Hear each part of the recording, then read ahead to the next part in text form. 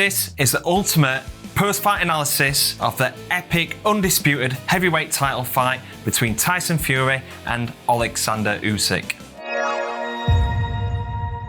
Hello everybody, welcome to Boxing Science. In this video, we're going to be providing the ultimate post-fight analysis to the heavyweight, undisputed world title fight between Tyson Fury and Alexander Usyk. What an incredible showdown it was, with Usyk taking the split decision over 12 rounds, but lots of twists and turns to the fight. A great start from Usyk, a strong middle rounds from Tyson Fury, unbelievable round 9 where Usyk had Fury hurt, literally had Fury going from pillar to post. In this fight, we're going to be providing analysis using data provided by CompuBox and also Jabber, the brand new AI punch tracking system. With this data, we're going to be looking at some of the trends that were taken out from the fight, what essentially won Usyk the fight, some of the most successful punches of each fighter, and also having a look at how this differed between our pre-fight analysis, the science behind Fury Usyk, which we posted just a week earlier before the fight. So let's take a look at the analysis. First of all, it was a fight of two halves, with Fury winning most of the rounds in the first 6 rounds, maybe even up to round 7, and then Usyk put his foot on the gas between rounds 8 and 12 and dominated the last portion of the fight. The first part of the fight was very close, so some of these punch stats here might favour towards Usyk. Even though it's very close, it's only about 2 or 3 punches in it, some of these punches might have been more impactful for Usyk that could have swayed the judges to score some of them rounds towards Usyk. Between rounds 4 and 7, Tyson Fury looked to start taking control of the fight, landed some crushing body shots, some fantastic uppercuts in there, and it looked like Fury was able to go and take over, but was he working too hard? And this is something that we're going to be covering in this analysis. Then it comes to round 8, Usyk starts to put his foot on the gas, and then he has that unbelievable round in round 9, rocking Tyson Fury, literally rocking him from pillar to post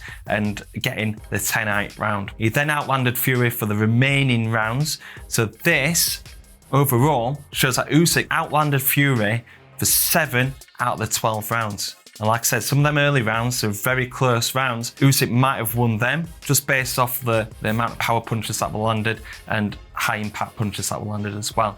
So you could make a strong case for Usyk winning 8 or maybe even 9 rounds out of 12, especially with that knockdown. So it being a split decision and a very close scorecard, this might have not been as favourable to Usyk as what it should have been. Quick interruption. If you're a keen follower of Boxing Science, you'll know that we're very data driven, whether that's our strength and conditioning training, high intensity conditioning, or our sports science research. We're very data driven also with our content. And that's why this year we've provided some fantastic content for you to take into your training environment. And part of the data in our YouTube analytics shows that only 32% of people that watch these videos actually subscribe to the channel. The other 68%, can ask a quick favour, if you could please hit that subscribe button to help support the channel, help it grow so we can bring even bigger and better content for you. Now let's get back to the video. As I was watching the fight, even though Fury was having a lot of success early on, especially in the rounds between 4 and 7, I was thinking he's working a little bit hard here based off the punch stats that we saw before. We saw that Fury's work rate was a lot less than Usyk's. It was a very flat, very endurance-based athlete. When I was seeing him throwing a lot of punches, constantly working, I was thinking, how is he going to maintain this over the 12 rounds? And having a look at the data, between rounds 2 and 7, Fury actually worked 24% harder than his average output. That had a massive effect on his fitness, on his endurance during this fight, and you can see a sharp dive soon after round 7. Obviously he got really hurt in round 9, which obviously affected his punch stats a lot more, but you can see as soon as round 7 hits, his punches thrown went down significantly. He went down 14% between rounds 7 and 12. This was when Usyk was probably saving his energy and able to step up. Fury, his output actually went down, and this is the reason why Usyk ended up winning the second half of the fight. So in the pre-fight build-up, we provided the science behind Fury versus Usyk, and we were saying how superior Usyk's work rate is, not only to Fury, but to others in the division. And we also mentioned that even though this work rate is really high, it might actually be quite reduced because he will be struggling to get the distance with Fury, probably looking to be more tactical and more efficient. And this is exactly what we saw. We saw a 53% reduction in punch output from Usyk. And in the first half of the fight, this was reduced even more. This was 61% less punches in the first half of the fight. With this reduced output, it in fact increases accuracy. Normally, Usyk's sitting around about 30% in terms of his punch accuracy because he uses that jab as a rangefinder. However, in this fight, he increases punch accuracy to 41% and he landed a massive 47% of his power punches.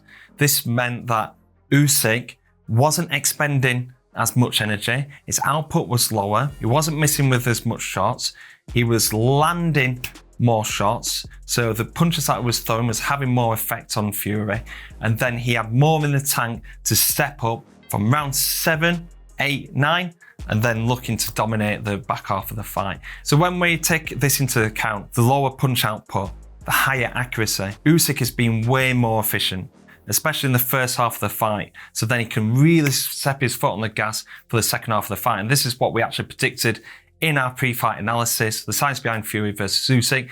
We said that Usyk would look to dominate rounds 7 to 12. He won every single round from rounds 8 to 12 and won them quite convincingly as well. But you can see that Usyk had to make adjustments in this fight in order to do that. He couldn't just keep working Fury all the time and take them risks, because you saw that Fury, his jab was excellent.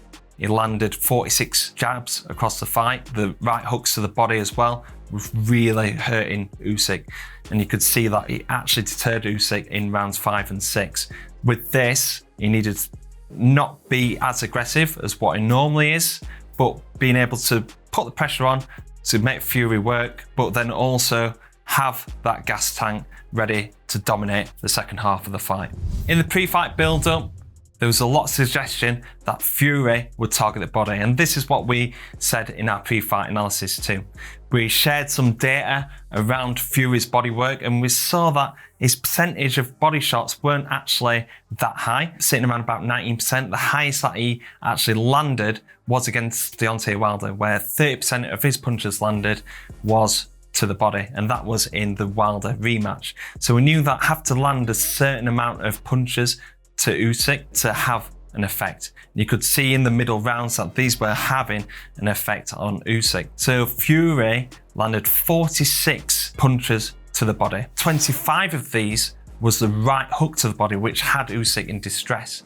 Overall, this were 29% of Fury's punches were to the body. So it increases output, it increases accuracy of body punches. So this was a fantastic strategy to have, and it's an obvious strategy to have with somebody that is a really good mover, fantastic footwork, really good head movement.